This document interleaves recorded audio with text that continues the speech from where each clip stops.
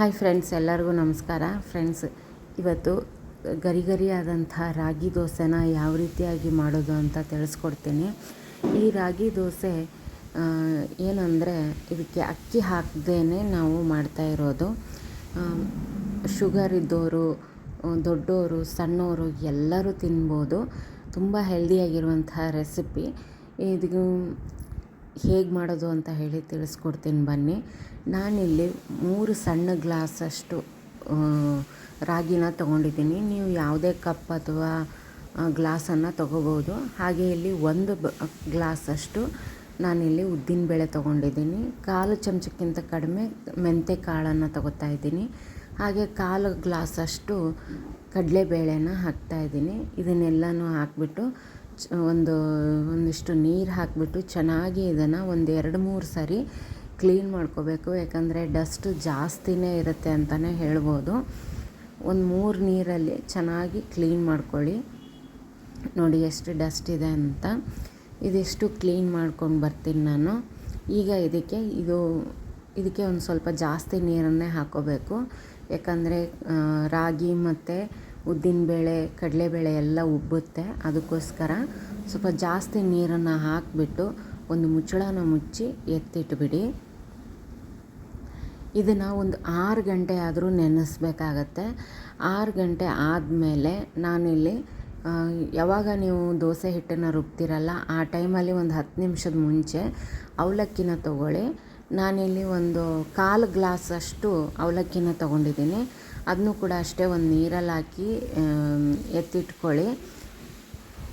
ಇದನ್ನು ಒಂದು ಸ್ವಲ್ಪ ತೊಳ್ಕೊಂಡು ಮತ್ತೆ ಬೇರೆ ನೀರನ್ನು ಹಾಕಿ ಎತ್ತಿಟ್ಕೊಳ್ಳಿ.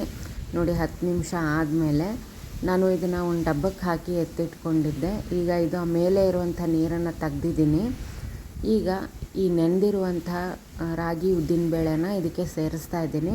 ನೀವು ಜಾಸ್ತಿ ಕ್ವಾಂಟಿಟಿನಲ್ಲಿ ಮಾಡೋದಾದರೆ ಎಲ್ಲನೂ ಸಪ್ರೇಟಾಗಿ ನೆನೆಸ್ಕೋಬೋದು, ಉದ್ದಿನಬೇಳೆ, ರಾಗಿ, ಕಡಲೆಬೇಳೆ ಎಲ್ಲನೂ. ಆದರೆ ನಾನು ಸ್ವಲ್ಪ ಕ್ವಾಂಟಿಟಿನಲ್ಲಿ ಮಾಡ್ತಾ ಇರೋದ್ರಿಂದ ನಾನು ಎಲ್ಲ ಸೇರಿಸ್ಬಿಟ್ಟೆ ಹಾಕಿದ್ದೀನಿ. ಹಾಗೆ ಅದಕ್ಕೆ ಒಂದು ಸ್ವಲ್ಪ ಅವಲಕ್ಕಿನ ನೆನೆಸಿರೋದನ್ನು ಹಾಕಿಬಿಟ್ಟು ರುಬ್ಕೊತಾ ಇದ್ದೀನಿ. ದೋಸೆ ಹಿಟ್ಟನ್ನು ಯಾವ ರೀತಿ ರುಬ್ತಿರಲ್ಲ ಅದೇ ರೀತಿಯಾಗಿ ರುಬ್ಬಹುದು. ನಾನಿಲ್ಲಿ 3 ಗ್ಲಾಸಷ್ಟು ರಾಗಿನ ಹಾಕಿದ್ದೀನಲ್ಲ, ನೀವು ಬೇಕು ಅಂದರೆ 2 ಗ್ಲಾಸ್ ರಾಗಿ, 1 ಗ್ಲಾಸ್ ಅಕ್ಕಿ ಕೂಡ ಹಾಕ್ಕೋಬೋದು ಬೇಕು ಅಂತ ಹೇಳೋರು. ಬಟ್ ಅಕ್ಕಿ ಹಾಕದೇ ಇದ್ರೇ ಒಳ್ಳೆಯದು. ಈಗ ಜಾಸ್ತಿ ಅಕ್ಕಿ ಕೂಡ ತಿನ್ನಲ್ಲ. ನೋಡಿ ಈಗ ಎಲ್ಲ ರುಬ್ಕೊಂಬಂದಿದೆ. ಈಗ ರುಚಿಗೆ ತಕ್ಕಷ್ಟು ಉಪ್ಪನ್ನು ಹಾಕ್ತಾಯಿದ್ದೀನಿ. ನಾನು ಉಪ್ಪನ್ನು ಸೇರಿಸ್ಬಿಟ್ಟು ಇಟ್ಬಿಡ್ತೀನಿ, ಕೆಲವೊಂದು ಸರಿ ಉಬ್ಬೋದಿಲ್ಲ ಅಂತ. ವಾತಾವರಣ ಕೂಡ ತಣ್ಣಗಿದ್ದರೆ ಉಬ್ಬೋದಿಲ್ಲ. ಬೇಸಿಗೆನಲ್ಲಾದರೆ ಉಬ್ಬುತ್ತೆ, ಆವಾಗ ನೀವು ಉಪ್ಪು ಹಾಕೋ ಅವಶ್ಯಕತೆ ಬೀಳಲ್ಲ. ಈಗ ನಾನು ಉಪ್ಪು ಹಾಕಿ ಕೈಲಿಂದನೇ ಇದನ್ನು ಕಲಿಸ್ಬೇಕು, ಅಂದ್ರೇ ಹುಳಿ ಬರುತ್ತೆ.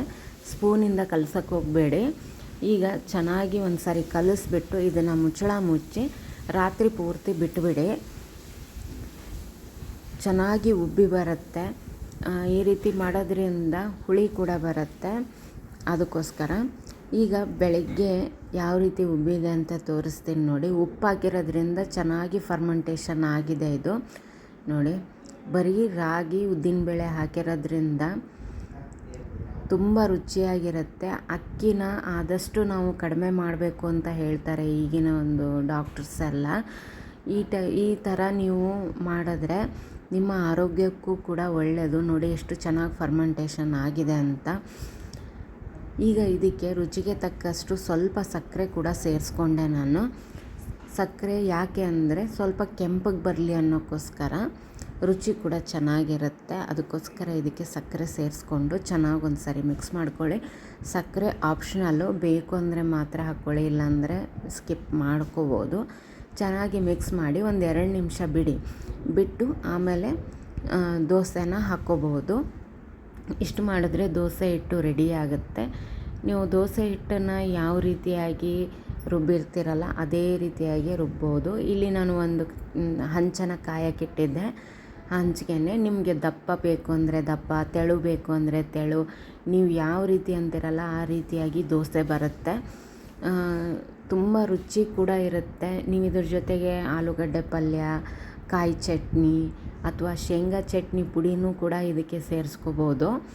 ಅದು ಕೂಡ ತುಂಬ ರುಚಿಯಾಗಿರುತ್ತೆ. ತುಪ್ಪ ಹಾಕಿ ನೀವು ಚಟ್ನಿ ಪುಡಿ ಎಲ್ಲ ಹಾಕ್ಕೋಬೋದು. ಮಸಾಲ ದೋಸೆ ಕೂಡ ಬರುತ್ತೆ ಇದರಲ್ಲಿ. ನೀವು ಹೇಗೆ ಬೇಕೋ ಹಾಗೆ ನೀವು ಇದನ್ನು ಮಾಡ್ಕೋಬೋದು. ನೋಡಿ, ಗರಿ ಗರಿಯಾಗಿ ಬರುವಂತಹ ದೋಸೆ ಇದು. ಹೊರಗಡೆ ನೀವು ಹೋಟ್ಲಲ್ಲಿ ತಿಂದಿರ್ತೀರಲ್ಲ, ಇದೇ ರೀತಿಯಾಗೇ ಇರುತ್ತೆ. ಒಂದು ಸಾರಿ ಟ್ರೈ ಮಾಡಿ, ಹೇಗಿದೆ ಅಂತ ತಿಳಿಸಿ. ಇಷ್ಟ ಆದರೆ ಒಂದು ಲೈಕ್ ಕೂಡ ಮಾಡಿ. ಇನ್ನೂ ತನಕ ನನ್ನ ಚಾನಲ್ ಸಬ್ಸ್ಕ್ರೈಬ್ ಮಾಡಿಲ್ಲ ಅಂದರೆ ದಯವಿಟ್ಟು ಸಬ್ಸ್ಕ್ರೈಬ್ ಮಾಡಿಕೊಂಡು ವಿಡಿಯೋಗಳು ನೋಡಿ. ನೀವು ವಿಡಿಯೋಗಳನ್ನು ನೋಡಿ ಸಪೋರ್ಟ್ ಮಾಡಿದ್ರೆ ನಮಗೂ ಕೂಡ ಇಷ್ಟ ಆಗುತ್ತೆ. ನೋಡಿ, ದೋಸೆ ರೆಡಿ ಆಯಿತು. ಕಾಯಿ ಚಟ್ನಿ ಜೊತೆಗೆ ತಿಂದ್ರಂತೂ ತುಂಬಾ ಸಖತ್ತಾಗಿರುತ್ತೆ. ಈ ವಿಡಿಯೋ ಇಷ್ಟ ಆದರೆ ಲೈಕ್ ಮಾಡಿ ಫ್ರೆಂಡ್ಸ್. Thank you. ಬಾಯ್.